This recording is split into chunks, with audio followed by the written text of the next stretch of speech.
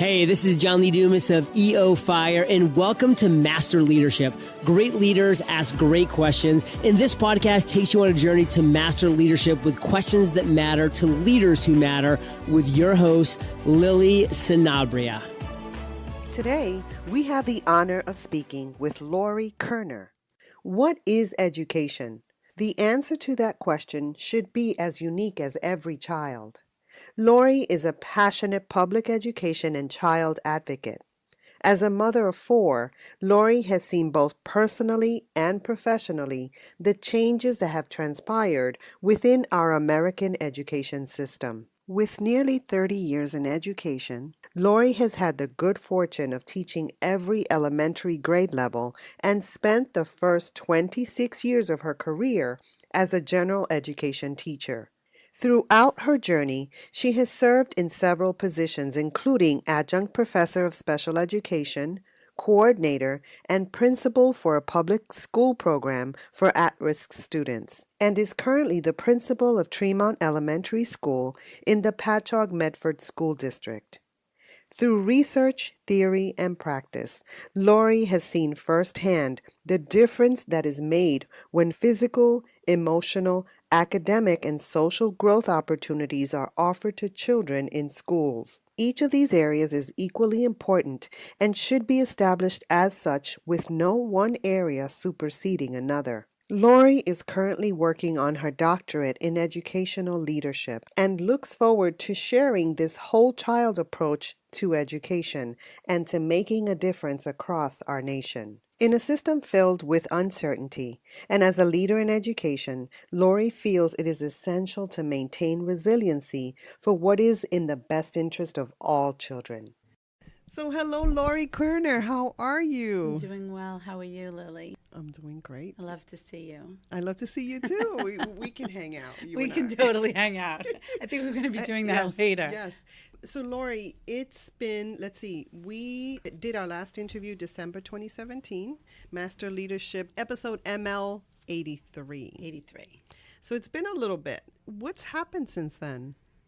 Oh my goodness. It seems like time flies when you're having fun, doesn't it? Oh, so much has happened. We have implemented so many new initiatives in Patchogue-Medford and at Tremont, in the last 6 months or so. And one of them was with you. Tell us about it. Our first Master Leadership podcast for schools was implemented, and one of our teachers was the advisor of that. We did it at Tremont and at Saxton Middle School. Huge success. The children loved the experience. They had the opportunity to learn about leadership, right, through John Maxwell's premise, right, and to learn how to conduct a podcast, interview leaders, and they grew so much through that experience, and we're so excited to continue it again next year. Well, I'm excited as well. I got to meet the kids, and they were Aren't fantastic. They great? I know they're fantastic. And the questions that they asked me were wonderful. One of the questions was, how do you transition from one question to the next? That's a good question, because I was in there watching them when they did their podcast with Teresa Baldanucci. She is one of our board trustees now, one of our vice presidents of the Board of Education here in Patchogue-Medford. So we were so grateful to her for her time. But they kept shutting the microphone in between each question. So I think it's interesting that they really learned from that experience and asked you valid questions because of their interest in learning more about how to conduct a proper podcast interview. Right. And the framework is to teach leadership skills to teachers, and then they would teach leadership skills to the students. And so from your perspective, how do you think that went?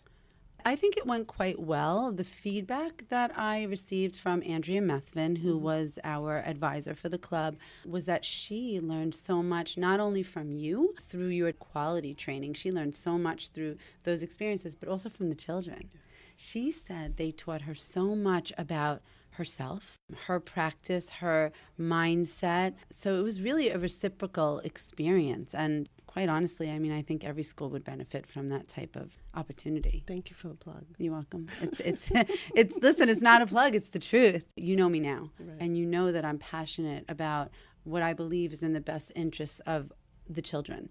And the children that were involved in that club came from different places academically, socially, and emotionally. And they came together, and it's essential that we offer them those opportunities to work together and to tap into their own interests and passions, to learn more about themselves. Yeah. I'm so excited for next year. Yeah.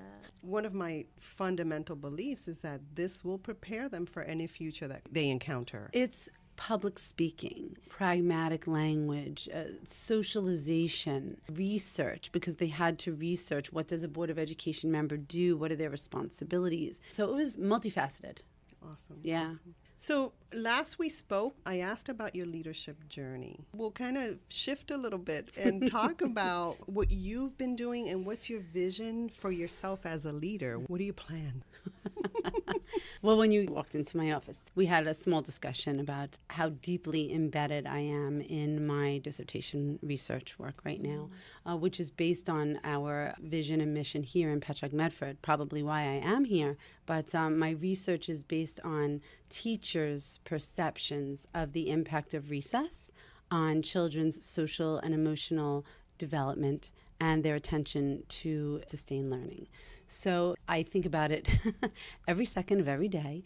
And, you know, I watch and I listen and I learn from the teachers and the children about their thoughts on what we're implementing here and how it's affecting them through their journey.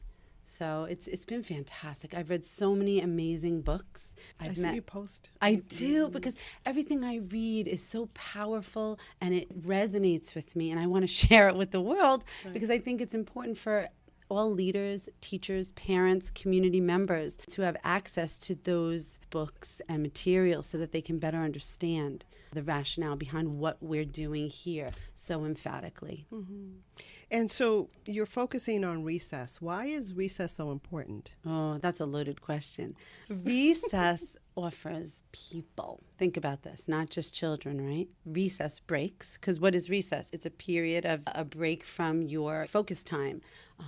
But let's talk about the children. Mm-hmm. Recess offers children time to socialize, interact, collaborate, communicate, problem solve on their own, right? Without adult intervention. And we tell children what to do all day long. We give them that structured environment that they do thrive in. However, they really do need that downtime so that they can explore the world around them and each other. Mm-hmm. So through the recess, we have seen here an increase and a strengthening in our students' social skills, social competencies, emotional well-being, you know, just having that time to understand and reflect on themselves and who they are as people and who they like and who they want to be with and what they choose to do. Mm-hmm. So we've seen a huge increase in those types of skills. But it also gives them a chance to come back into the classroom and be ready to focus on that sustained instruction. So we have had a huge increase in our literacy progress here at Tremont in the last year, which is so exciting for us. So you've increased recess from what to? So we, the last 2 years, we've had 40 minutes of recess. So what we did at Tremont towards the middle of last year was we noticed that the children were becoming fidgety in their 40-minute lunch period. So we did a little bit of a study and watched them, and then I collaborated with our cafeteria staff, and they agreed that the children would become fidgety after 30 minutes. They had all finished their lunches, the majority of them, and so what we decided to do was to cut lunch to 30 minutes and take that extra 10 minutes and add it on to the recess time. So now the children here at Tremont have 50 minutes of recess with the 30-minute lunch, and the teachers are giving them those brain breaks throughout the school day in between sustained instruction. And so we actually had a great meeting at the end of the year, the entire staff and I, and it was a Socratic circle, and we had a conversation, you know, what did you see? What did you find? And it was really eye-opening. So the staff feels very confident about our new approach. I love it. I know, I'm jumping up and down as I'm speaking. I see you're so excited. But you tapped into something that I have decided to practice because I needed it, but it was so counterintuitive for me. Brain breaks. Mm-hmm. For someone like me who can get hyper-focused, talk to me about how important brain breaks are. I'm a hyper-focused person, too. I think most people who know me would just say that I'm hyper, but, because the passion.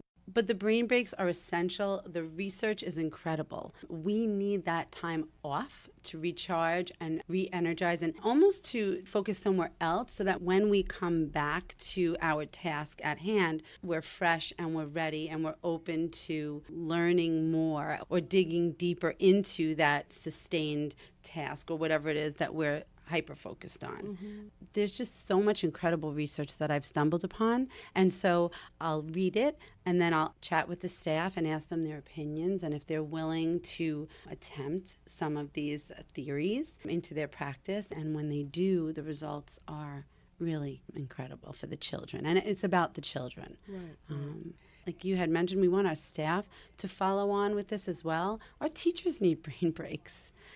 Our cafeteria staff, our secretarial staff, our custodial, everyone needs a break. And so when we treat each other with that respect, that downtime, we get more in the productivity of everyone involved.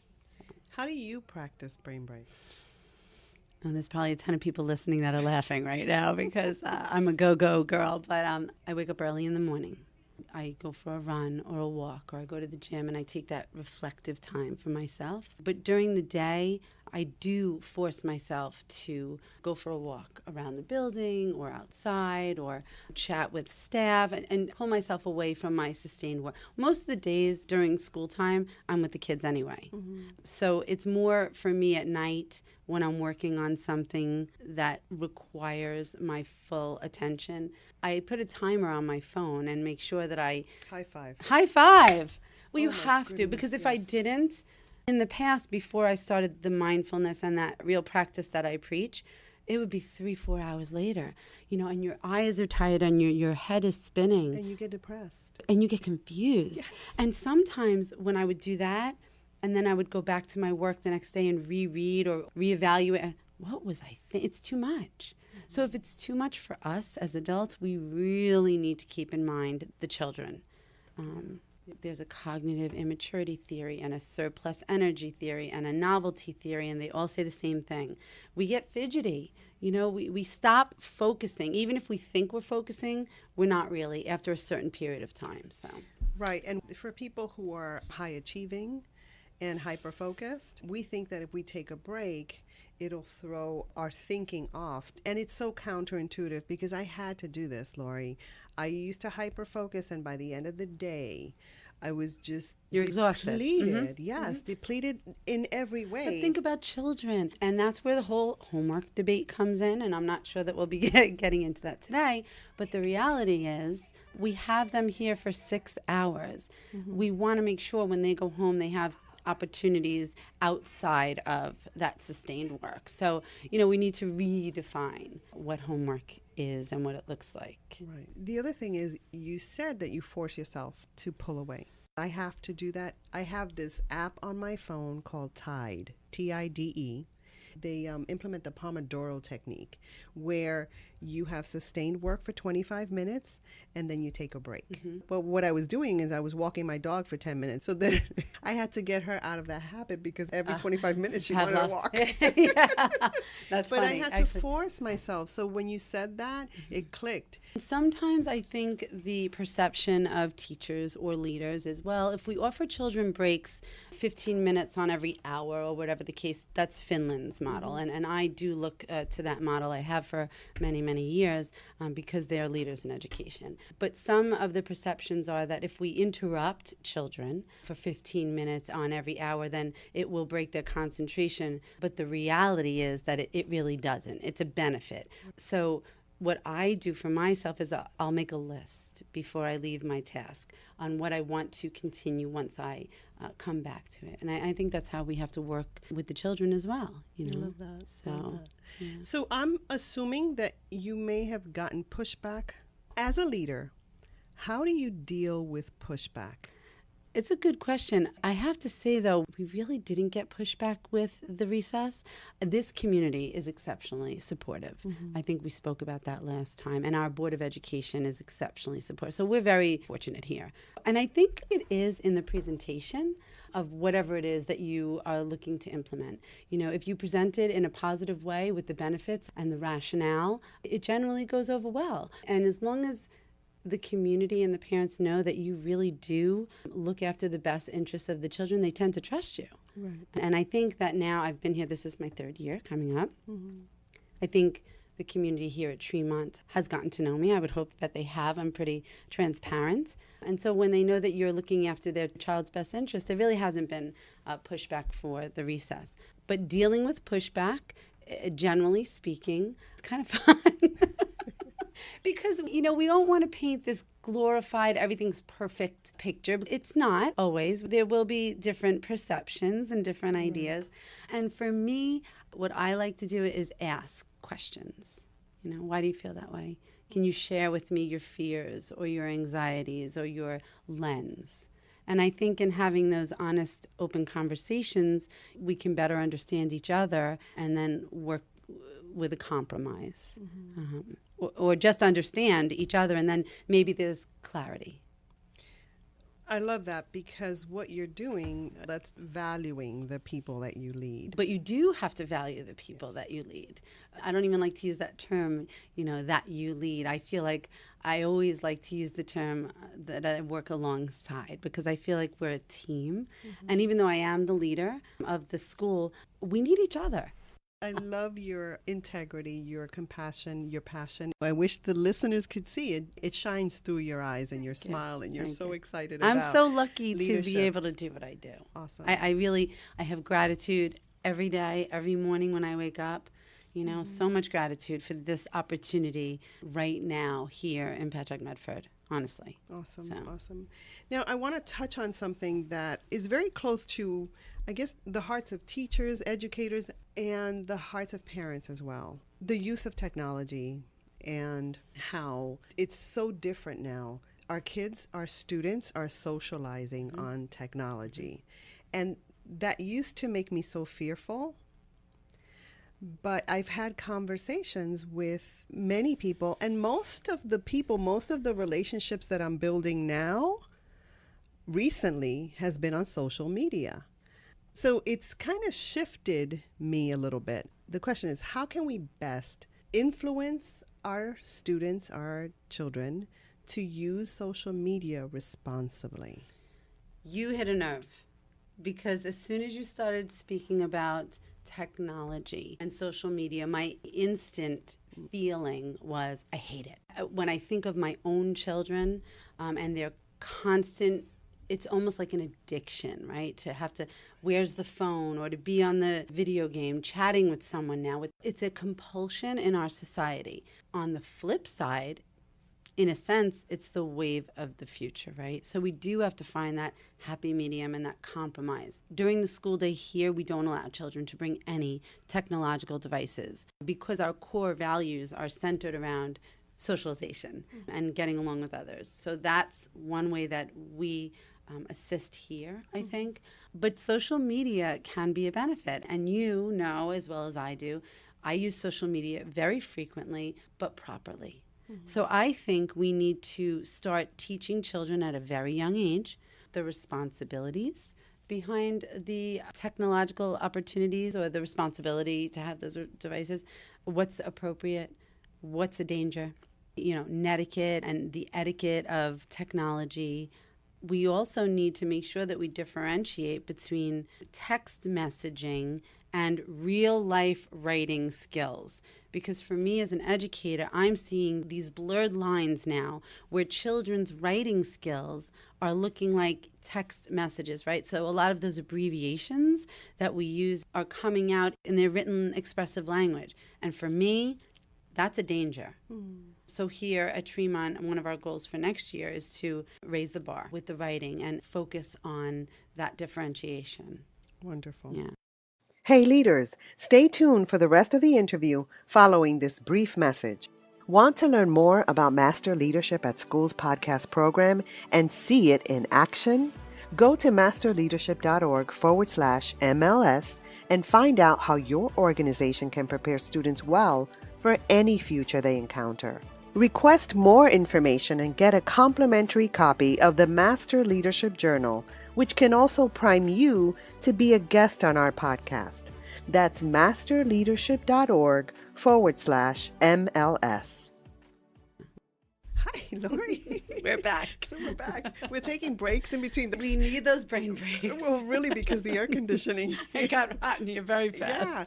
Okay, so I wanted to share that I shifted as far as social media. I had a deep fear of my son, who's a teenager, meeting people on social media, you know. Stranger danger. Yeah, stranger, all that stuff. It's funny because we did have that conversation about meeting people on social media and treading lightly and knowing who to speak to. And that's actually how Mike Hines and I met in person. We were both professors at Dowling at the same time, but parallel. So we had not interacted. And I reached out to him via social media. I had been speaking across Long Island about Common Core and APPR and the realities of our system, and he had been as well. So I had reached out to him through social media so that we could kind of put our forces together. So I think it's funny that we have these fears, yet it could be a benefit if it's done correctly. And that's the thing. I was meeting people, wonderful people on social media that if I had this fear, I would never have met. And then it didn't parallel with what I was teaching my son or the fear I had about him. And so it shifted in that now I look at how to teach him to use social media responsibly, to lead himself well, so that he can connect with awesome people. I think that you hit on a really important point there in that we need to teach children at a very young age how to be in touch with themselves as leaders, right? Through like the podcast program that we're doing here. ML. And that's why there's such a connection there, because they learn to lead themselves well, and it's a process. And then they practice it with social media. They do. And so that plus the yoga and the mindfulness, which is the self-regulation, right? And taking that time to pause and think before you act. These are all really important skills for young children to develop. That's absolutely right.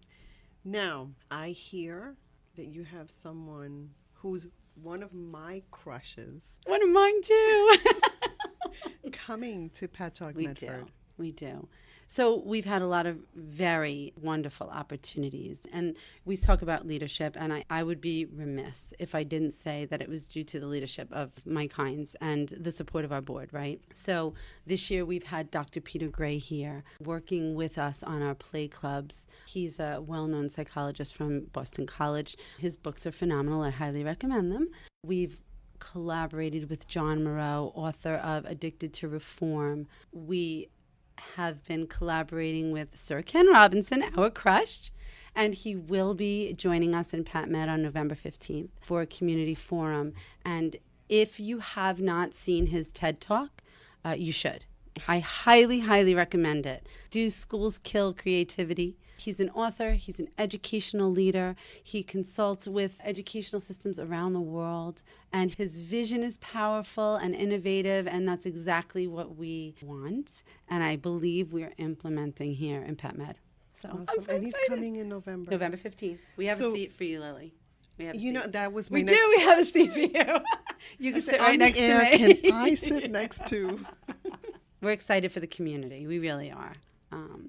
You know, I wrote down something that came up for me, that Patchogue Medford is a leadership and innovation incubator.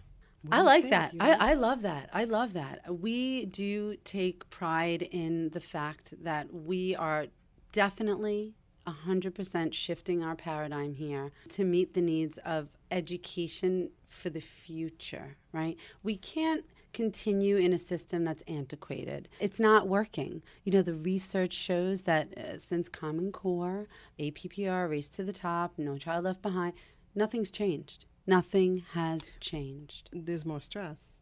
Well, except for the fact that childhood anxiety is at an all-time high, teacher morale is at an all-time low. I mean, that's all negative. Nothing positive has come out of those initiatives. So we have had in-depth discussions. What are we going to do?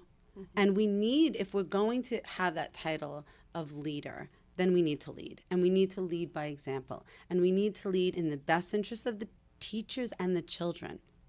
Lori, as an educator, and I know I'm not the only one that thought this, there's the possibility that we could be teaching the next leaders, the next president of the U.S. I mean, we are. Right. We are. So, but here's my question then, why is it that we don't teach leadership skills across the board? If we think that, if we really believe that, then how important is it to teach leadership skills? It's exceptionally important. And I think through our collaboration with you and with all of the people that I had mentioned earlier, we're reinventing our curriculum. We're reinventing our core values here.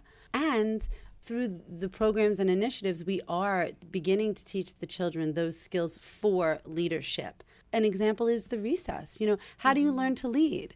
How do you learn through our play clubs? You learn to lead by interacting with others and knowing how to problem solve and communicate your feelings and understand empathy and compassion. These are all the underpinnings, I believe, of learning how to be a leader. And there are some children who will choose not to lead. And for me, the goal for them is to know who to follow.